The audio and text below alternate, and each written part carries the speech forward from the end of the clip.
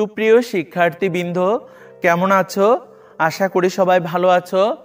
তো আজকে learning method টিভির পক্ষ থেকে তোমাদের জন্য যে বিষয় থাকছে, এটা একটা নতুন বিষয়।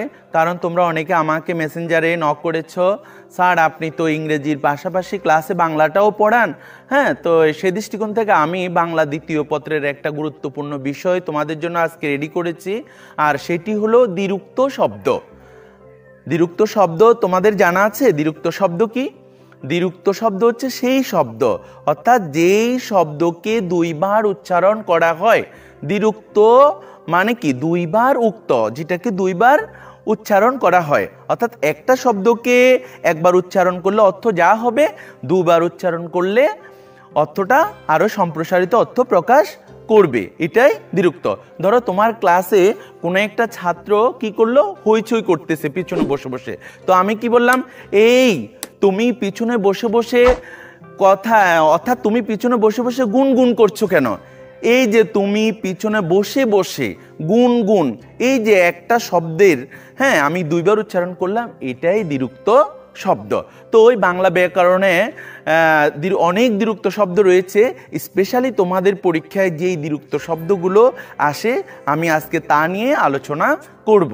তো বাংলা ব্যাকরণে সাধারণত আমরা পাই শব্দের দ্বিরুক্ত, পদের দ্বিরুক্ত, অব্যয়ের দ্বিরুক্ত, ধনাত্মক দ্বিরুক্ত বা অনুকার দ্বিরুক্ত, আরও আছে যুগ্মরীতির দ্বিরুক্ত, পদার্থক দ্বিরুক্ত। হ্যাঁ, তো আমরা সবগুলো আলোচনা করব না, কারণ ভিডিও লেন্থ বড় হয়ে যাবে। স্পেশালি আমাদের পরীক্ষায় যেগুলো আসে সেগুলো নিয়ে আমরা আলোচনা করব। এখন আমরা জানব শব্দের দ্বিরুক্ত এবং পদের দ্বিরুক্ত কি। হ্যাঁ, শব্দের দ্বিরুক্ত এবং পদের দ্বিরুক্ত জানতে হলে প্রথমে আমাদেরকে শব্দ কি আর পদ কি এটা আমাদেরকে জানতে হবে। হ্যাঁ, তো শব্দটা কি এবং পদ কি সেটা আমি এখন বলছি। পদ হলো সেটি, হ্যাঁ, কোনো মূল শব্দের সাথে যখন বিভক্তি যোগ হবে, বাংলা ব্যাকরণে যে 7টা বিভক্তি আছে এটা আমাদেরকে পড়ে নিতে হবে। হ্যাঁ, যদি মূল শব্দের সাথে বিভক্তি যোগ হয়, হ্যাঁ, তাহলে সেই শব্দটা আর শব্দ থাকে না, সেটা পদে রূপান্তরিত হয়। যেমন একটা শব্দ বলি দেশ, হ্যাঁ, এটা একটা শব্দ। যদি আমি এর সাথে একটা এ বিভক্তি যোগ করি, দেশে দেশে, হ্যাঁ, তখন সেটা হয়ে যাবে কি? পদ। তাহলে আমরা শব্দ এবং পদের পার্থক্যটা বুঝতে পেরেছি। হ্যাঁ, তো শব্দের দ্বিরুক্ত কি? যে শব্দের সাথে কোনো বিভক্তি যোগ হয় না সেটাই শব্দ, আর এই ধরনের শব্দ দিয়ে যখন দ্বিরুক্ত করা হবে সেটাকে বলে শব্দের দ্বিরুক্তি। হ্যাঁ, যেমন বড় বড় কথা, বড় বড়, হ্যাঁ, এই দ্বিরুক্তিটাতে কোনো বিভক্তি নেই, তাহলে এটা একটা কি? শব্দের দ্বিরুক্তি। ওকে। কবি কবি ভাব, হ্যাঁ, কবি কবি, হ্যাঁ, এই দ্বিরুক্তিটা তো কি? কোনো বিভক্তি চিহ্ন নেই। হ্যাঁ, তাহলে এটা একটা শব্দের দ্বিরুক্তি। তাহলে আমরা শব্দের দ্বিরুক্তি কি বুঝতে পেলাম। এখন আমরা জানবো পদের দ্বিরুক্তি। তাহলে পদের দ্বিরুক্তিটা কি? পদের দ্বিরুক্তি যেমন দেশে দেশে হইচই শুরু হলো।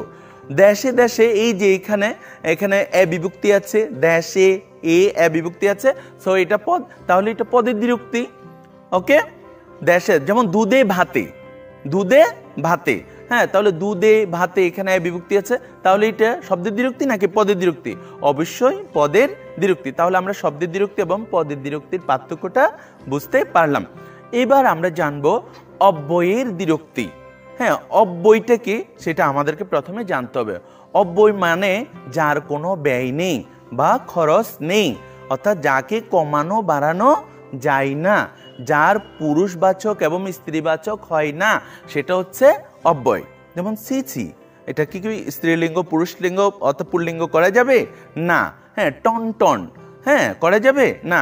হ্যাঁ, চমচম, হ্যাঁ, এগুলো হচ্ছে কি? অব্যয়। তাহলে এই সকল ওয়ার্ডগুলো যখন থাকবে, দ্বিরুক্ত উচ্চারণ হবে, সেগুলো হবে অব্যয়ের দ্বিরুক্তি। যেমন ফোঁড়াটা টন টন করছে, হ্যাঁ, এটা কি? অব্যয়ের দ্বিরুক্তি। ছিছি, তুমি কি বলছো? হ্যাঁ, এ সিসি, এটা হচ্ছে একটা অব্যয়, হ্যাঁ, তাহলে এটা অব্যয়ের দ্বিরুক্তি। সর্বশেষ অনেক দ্বিরুক্ত আছে, যে স্পেশালি তোমাদের পরীক্ষায় যেখান থেকে প্রশ্ন হয় আমি সেখান থেকে আলোচনা করছি।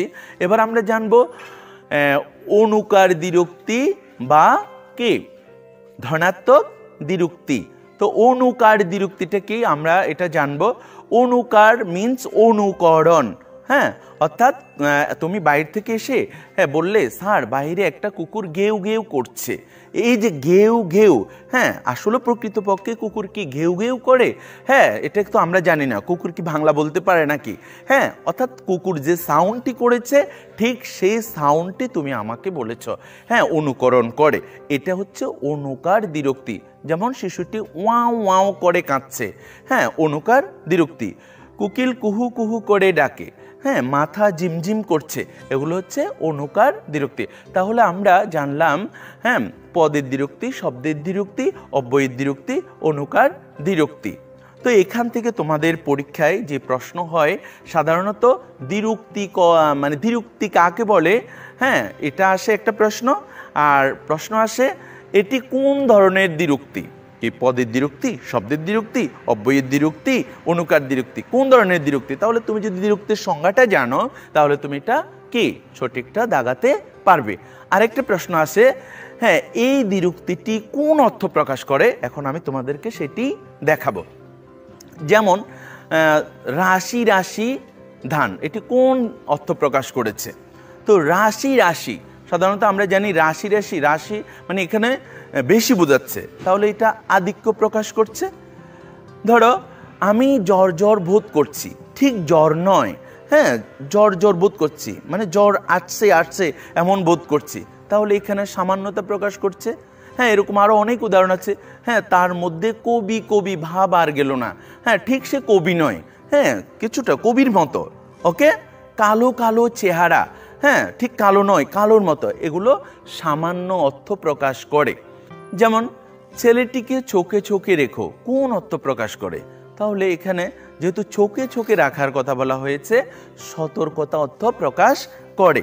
হ্যাঁ যেমন কি গরম গরম জিলাপি, হ্যাঁ নরম নরম হাত, এখন গরম নাকি নরম, হ্যাঁ এটা আমাকে ধরে দেখতে হবে, স্পর্শ করতে হবে। হ্যাঁ এই ধরনের প্রশ্ন যদি আসে কোন অর্থ প্রকাশ করে, তাহলে যেহেতু এটি স্পর্শের বিষয়, ধরে দেখার বিষয়, ছোঁয়া নিয়ে বুঝার অনুভূতি পাওয়ার বিষয়, তাহলে এটা তীব্রতা অর্থ প্রকাশ করে। ওকে আন্ডারস্ট্যান্ড? এই ছিল আজকে তোমাদের জন্য তৈরি ক্লাস। তো লার্নার্স আজকের মতো ক্লাসটি এখানেই শেষ করছি। আমাদের আরও ক্লাস পেতে আমাদের চ্যানেলকে সাবস্ক্রাইব করে আমাদের পাশে থেকো। সেনাগাদ সবাই সুস্থ থেকো, সুন্দর থেকো, সে প্রত্যাশায় আজকের মতো এখানেই বিদায় নিচ্ছি। আল্লাহ হাফেজ।